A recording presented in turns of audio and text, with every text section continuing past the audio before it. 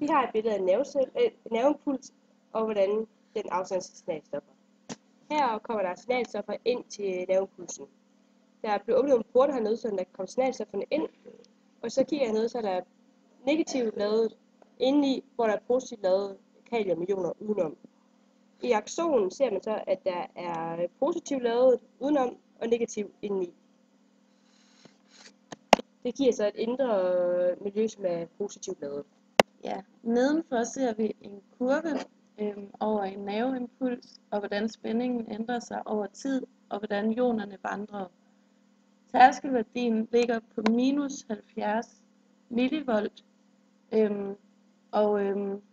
når impulsen kommer, så er der nogle bestemte natriumporte, der åbner sig på grund af spændingen, og det medfører en indstrømning af natrium. Så der sker en depolarisering, fordi der kommer en natriumindstrømning. Når indstrømningen af natrium når 50 millivolt, åbnes nogle andre porte, som fører kalium ud af cellekroppen, og der sker en repolarisering. Så det har nået over tærskelværdien også. Når der så sker en repolarisering, så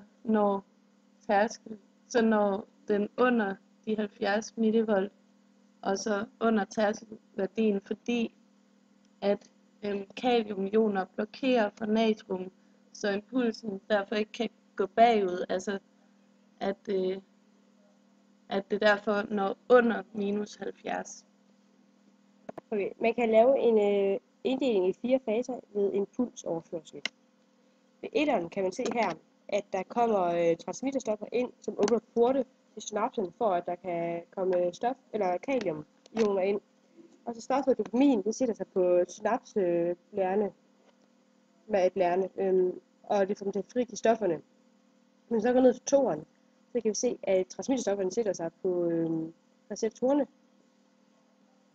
Kanalerne i den postsynaptiske nervecelle åbner sig, og der strømmer stoffer ind derind, og det giver et mindre negativt miljø, altså der er en depolarisering.